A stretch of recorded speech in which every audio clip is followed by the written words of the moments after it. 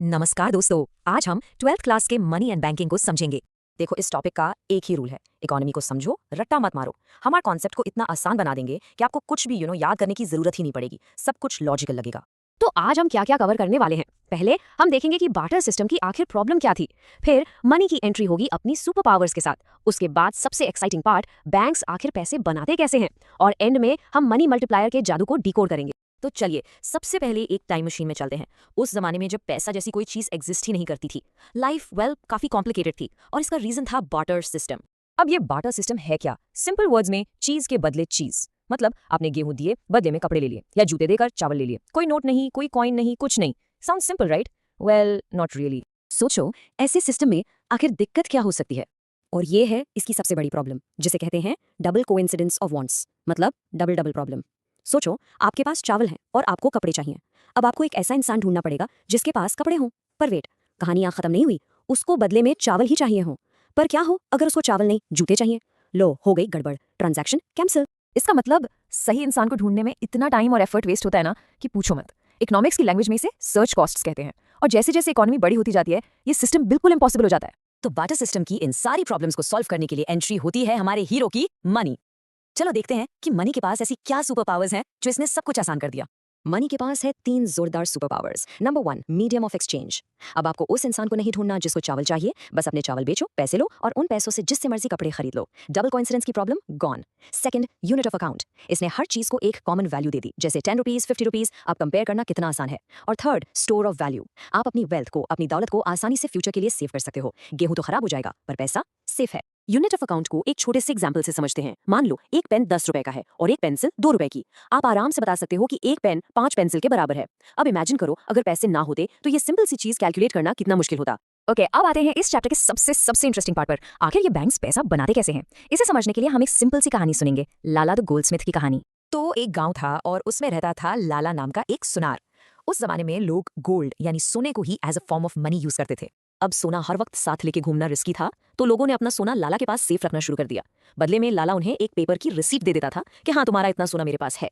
धीरे धीरे लोगों ने देखा कि गोल्ड एक्सचेंज करने से बेटर है कि इन रिसीट से ही सामान खरीद लो। सबको ट्रस्ट था कि इस रिसीट के बदले लाला से सोना तो मिल ही जाएगा। मान लो लाला के पास टोटल 100 किलो सोना जमा हो गया और उसने 100 किलो की ही रिसीट्स दे दी। सब आबादी खुशहाली। अब पिक्चर में एंट्री होती है रामू की। रामू को 25 किलो सोने का लोन चाहिए। लाला सोचता है, मेरे पास 100 किलो सोना पड़ा है, पर सारे के सारे लोग एक ही दिन में तो अपना सोना निकालने आएंगे नहीं। और ये जो इंसाइट है ना, ये जो सोच है, यही मॉडर्न बैंकिंग का फाउंडेशन है। तो लाला ने रामू को 25 किलो सोने की एक नई फ्रेश रिसीट देकर लोन दे दिया। अब रुको, सोचो, गांव में पहले से 100 किलो की रिसीट्स आपस में घूम रही थी। अब रामू के पास 25 किलो की और आ गई, मतलब टोटल रिसीट्स कितनी हो गई? 125 किलो। पर लाला के पास सोना कितना है? वो तो अभी भी 100 किलो ही है।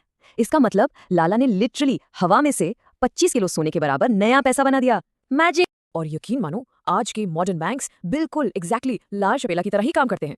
वो भी यही अज्यूम करते हैं कि सारे डिपॉजिटर्स एक साथ अपना पैसा निकालने नहीं आएंगे, और इसी भरोसे पर वो हमारे डिपॉजिट से लोन देकर नया पैसा क्रिएट करते हैं। तो अब जब हमने लाला की कहानी से बेस से कॉन्सेप्ट पकड़ लिया है, चलो मॉडर्न बैंकिंग के इसी मैजिक को, जिसे मनी मल्टीप्लायर कहते हैं, थोड़े आसान नंबर से समझते हैं। लेकिन बैंक्स अनलिमिटेड पैसा नहीं बना सकते। उन पर कंट्रोल रखता है देश का सेंट्रल बैंक, यानी हमारा reserve bank of India. RBI एक रूल बनाता है जिसे कहते हैं कैश रिजर्व रेशियो या सीआरआर। ये वो मिनिमम परसेंटेज है टोटल डिपॉजिट्स का जो हर बैंक को लीगली आरबीआई के पास एज अ रिजर्व रखना ही पड़ता है। वो इसे छू भी नहीं सकता। चलो अब इस मैजिक को एक्शन में देखते हैं। मान लो सीआरआर है 20%। राउंड 1, आपने बैंक में 100 रुपए जमा किए। बैंक ने इसका 20% यानी 20 रुपीज साइड में रखा और बाकी 80 रुपीज लोन दे दिए। अब जिसे ये 80 रुपीज मिले वो उसे खर्च करेगा और वो पैसा घूम फिर कर फिर से बैंकिंग सिस्टम में डिपॉजिट हो जाएगा। अब इस नए 80 रुपीज के डिपॉजिट का 20% रिजर्व रखा जाएगा और बाकी का लोन में दे दिया जाएगा। और ये साइकिल चलता रहता है। और जब ये प्रोसेस फाइनली पूरा होता है तो वो शुरू के 100 रुपए इकोनॉमी में टोटल 500 रुपए का काम कर जाते हैं। मतलब 5 गुना। This is the real power of the money multiplier. और इसका एक बहुत ही सिंपल सा फॉर्मूला है। मनी मल्टीप्लायर होता है 1 डिवाइडेड बाय सीआरआर। हमारे एग्जाम्पल में सीआरआर 20% था, मतलब 0.20। तो 1 को 0.20 से डिवाइड किया और आंसर आया 5। कितना सिंपल है ना? तो चलिए एक आखिरी बार फटाफट रिवाइज करते हैं। Number 1, barter system double coincidence of wants की वजह से बेकार था। नंबर 2, मनी ने इस प्रॉब्लम को अपनी 3 सुपर पावर से सॉल्व किया। नंबर 3, बैंक्स हमारे डिपॉजिट से लोन देकर नया पैसा क्रिएट करते हैं। और नंबर 4, इस मनी क्रिएशन पर आरबीआई सीआरआर के थ्रू कंट्रोल रखता है। तो आई होप इस एक्सप्लेनर के बाद मनी और बैंकिंग का ये पूरा कॉन्सेप्ट आपके लिए एकदम क्रिस्टल क्लियर हो गया होगा। अगली बार जब आप किसी बैंक को देखें तो बस ये याद रखिएगा, वो सिर्फ पैसा संभालने की जगह नहीं, वो पैसा बनाने की फैक्ट्री है। ऐसे ही अच्छे वीडियोस देखने के लिए LLB स्टूडेंट अड्डा को फॉलो करें एंड सब्सक्राइब करें।